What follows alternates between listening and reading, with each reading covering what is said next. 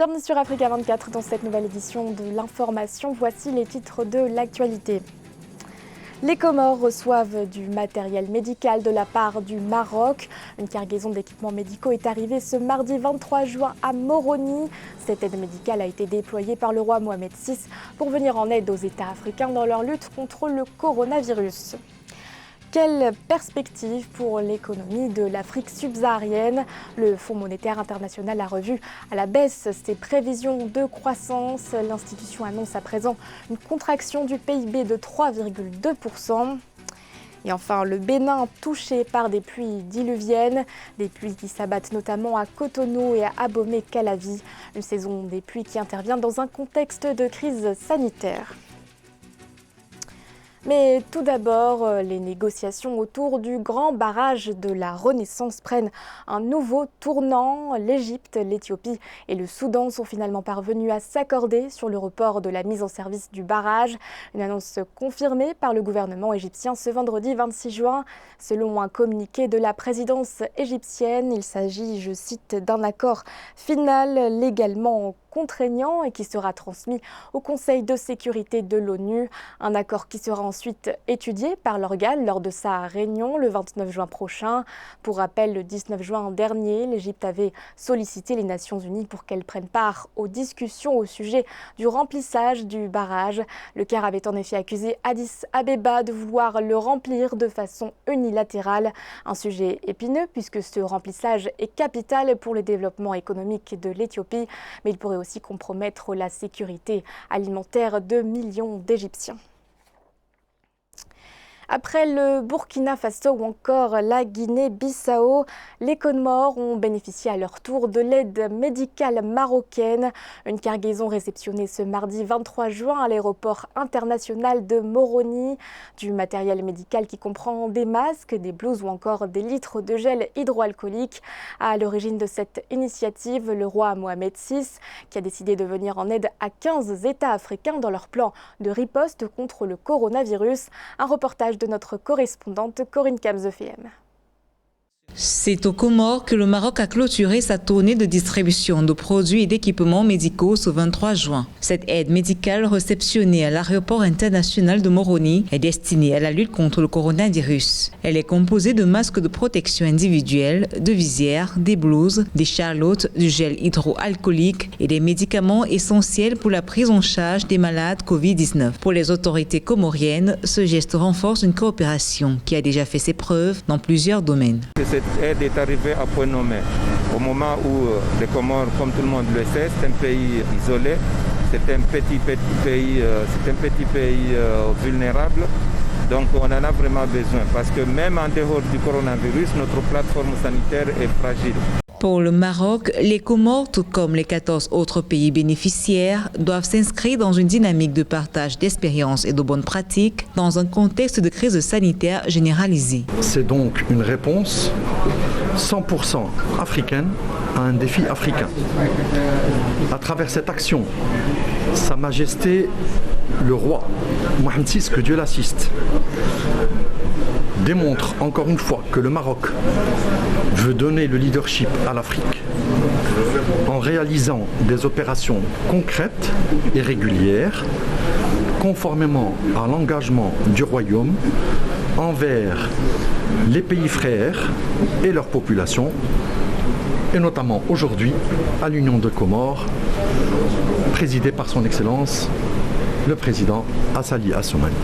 Il est important de souligner que ces produits et équipements ont été fabriqués au Maroc suivant les normes édictées par l'Organisation mondiale de la santé. L'initiative du royaume chérifien poursuit ainsi un double objectif, la promotion de l'entraide entre pays de cette région, mais aussi la valorisation de l'industrie locale. La République démocratique du Congo se dote d'une clinique mobile. Un projet inauguré par le ministre de la Santé, Eteni Longondo, ce mercredi 24 juin. D'une capacité de 220 lits, ce centre, installé dans la commune de Gombe, est un don de la fondation Agi Hospital. Il permet de prendre en charge les patients atteints du Covid-19. Un reportage de notre correspondant Jacques Mboka. Améliorer la prise en charge des malades de Covid-19 dans la capitale congolaise. C'est l'objectif poursuivi par la Fondation HG Hospital qui a mis à la disposition du ministère de la Santé une clinique mobile d'une capacité de 200 lits. Ce centre a été inauguré ce mercredi 24 juin par le ministre de la Santé Eteni Longondo. Et avec le lit, je crois plus de 200 lits que nous aurons ici, que nous avons déjà d'ailleurs, nous avons augmenter la capacité d'accueil de ces malades et nous pensons que dans les jours à venir, comme ces structures sont déjà prêtes, nous allons les utiliser pour que nos malades soient pris en charge dans de bonnes conditions. Je voudrais également profiter de cette occasion pour remercier le personnel médical qui ne cesse, n'est-ce pas, de braver la peur. Je voudrais les féliciter et les encourager à continuer cette guerre. Installé en pleine commune de Gombe en déconfinement progressif, ces centres, au-delà du traitement, est un facteur persuasif face aux doutes que manifeste encore une partie de la population sur la pandémie. Un doute qui s'exprime en partie par le fait que la capitale ne dispose pas des centres bien identifiés réservés spécialement aux malades de Covid-19. Je crois que même l'autorité est intéressée, au-delà de la pandémie, de mettre dans certains chefs-lieux de province, tout ça, de mettre des hôpitaux comme ça. Quand je dis mobile, cela ne veut pas dire qu'elle ne va pas vivre longtemps, elle peut rester plusieurs années, mais on la déplacerait d'ici. Et aujourd'hui, je ne suis pas là pour donner des conseils, mais avec la carence que nous avons en infrastructure hospitalière, si on est en mesure de mettre un truc comme ça dans chaque province, chef-lieu de province, même en allant dans les autres démembrements, je crois que ça aiderait nos populations. La difficulté inhérente à la prise en charge des malades de Covid-19 dans des hôpitaux est bien réelle. Ces dons mis à la disposition du gouvernement est donc une précieuse assistance qui va soulager tant soit peu. Notons que la RDC a enregistré 198 nouveaux cas confirmés, dont 182 à Kinshasa. Le nombre de cas cumulés en date du mercredi 24 juin est de 6411. Menacée par une récession, la croissance de l'Afrique subsaharienne s'évalue désormais à moins 3,2%. Des prévisions revues par le Fonds monétaire international qui prévoyait en avril dernier une contraction du PIB de 1,6%. Ces projections sont encore plus importantes que celles données par la Banque mondiale qui, dans son dernier rapport, indiquait une contraction de 2,8% du PIB. Les précisions d'Aïssatou Bari. Le Fonds monétaire international a revu à la baisse les projections de croissance de l'Afrique subsaharienne.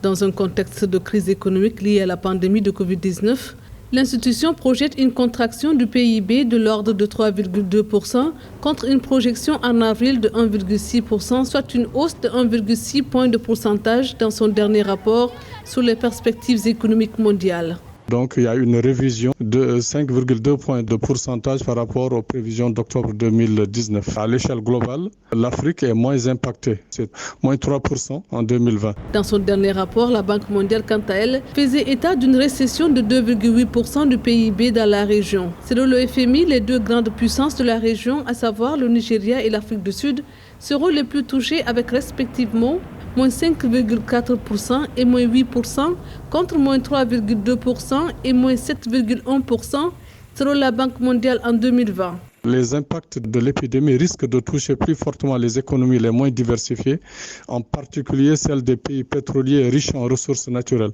qui pourraient connaître une baisse de 2,8% de leur produit intérieur brut. La croissance subsaharienne, hors Nigeria et Afrique du Sud, devrait d'ailleurs rester légèrement positive à 0,7%, tirée par celle des pays dont l'économie est plus diversifiée. Le FMI estime toutefois que la croissance économique en Afrique subsaharienne devrait repartir à la hausse en 2021 pour atteindre 3,4%, soit 0,7 points de pourcentage de moins que les projections d'avril. Mais cette perspective peut être sapée par l'apparition de nouveaux foyers de l'épidémie. Alors que l'Afrique subsaharienne s'apprête à vivre sa première récession économique depuis 25 ans, le Rwanda pourrait y échapper. Ce lundi 22 juin, le ministre des Finances, Uziel Ndagijimana, a présenté le budget national 2020-2021. Une présentation au cours de laquelle il a annoncé que le PIB du pays pourrait croître de 2% en 2020, et ce malgré l'impact du coronavirus sur l'économie nationale. Nathalie. Le Rwanda pourrait échapper à la récession annoncée en Afrique du fait de la pandémie de Covid-19. Le pays prévoit une croissance de 2% de son produit intérieur brut en 2021, malgré les effets du coronavirus. Une performance qui sera rendue possible grâce à la réduction des dépenses et à l'accroissement des investissements. À la suite des mesures du gouvernement pour lutter contre l'épidémie qui a eu un impact sur l'économie nationale, il est prévu que notre économie se développe de 2% en 2020. À moyen terme, l'économie de notre pays devrait croître à un taux de 6,3% au cours de la prochaine année d'ici 2021 et à un taux de 8% en 2022 où elle retrouvera son niveau d'avant le coronavirus. Le secteur agricole devrait croître de 2,8% contre 5% en 2019, tandis que le secteur industriel devrait croître de 4% par rapport à 17% l'an dernier. Des embellis quoique faibles, mais qui matérialiseront la transformation de l'économie rwandaise selon des experts. Il y a plus de projets de développement qui permettront à l'État de donner plus de services à la population, mais aussi de relancer le secteur privé. Un autre élément important à signaler, il y a beaucoup d'investissements en termes de programmes sociaux. Au premier trimestre 2020, le produit intérieur brut du Rwanda s'est fixé à 3,6% en raison des effets de la Covid-19. Le gouvernement a présenté un budget prévisionnel de plus de 3 200 milliards de francs rwandais pour l'exercice 2020-2021, destiné principalement aux dépenses consacrées au développement. Depuis quelques jours, le Bénin est touché par des pluies diluviennes. Les villes de Cotonou et d'Abomey-Calavi sont particulièrement concernées. Alors que la pandémie de coronavirus sévit toujours au Bénin, le risque de contracter des maladies hydriques est également bien réel en cette saison des pluies. Un reportage de notre correspondant Lefty Onou. La grande saison des pluies est effective dans un contexte de crise sanitaire liée à la résurgence du Covid-19 au Bénin. Les rues de nombreux quartiers des villes de Cotonou et d'Abomey-Calavi sont inondées et l'application des mesures barrières sont peu respectées. Les usagers, notamment les conducteurs de taxi-moto, sont contraints de circuler dans les eaux stagnantes, drainant souvent des masques de protection déjà utilisés au risque de s'exposer à une éventuelle contamination. L'État a dit de porter le masque, donc à cause de cette pluie, moi je continue toujours à porter mon masque. Je continue à laver les mains donc, pour pouvoir me protéger contre ce virus. Les 114 milliards qui sont débloqués, ils n'ont qu'à consacrer pour nous trouver un médicament le plus tôt possible à titre préventif ou curatif pour nous aider à être protégés définitivement. Le sud du Bénin est caractérisé par un climat subéquatorial et durant les mois d'avril, juin et juillet, la recrudescence de flux d'eau est observée. La saison des pluies augmentait les risques de maladies hydriques. Selon de nombreux experts, l'incivisme des populations pourrait constituer un facteur de la propagation du coronavirus en cette période pandémique de Covid-19.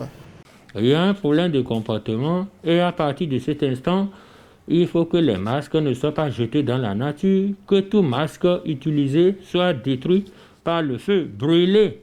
A noter qu'à la date du 24 juin 2020, le pays a enregistré 1017 cas confirmés avec 715 personnes sous traitement, 288 personnes guéries et 14 décès. Par ailleurs, la reprise des activités du transport en commun et la réouverture des bars et lieux de culte sont effectives depuis le 2 juin 2020, sous condition du respect des gestes barrières. Ce journal a été réalisé par l'ensemble de la rédaction. Merci de votre fidélité. L'actualité continue sur Africa 24.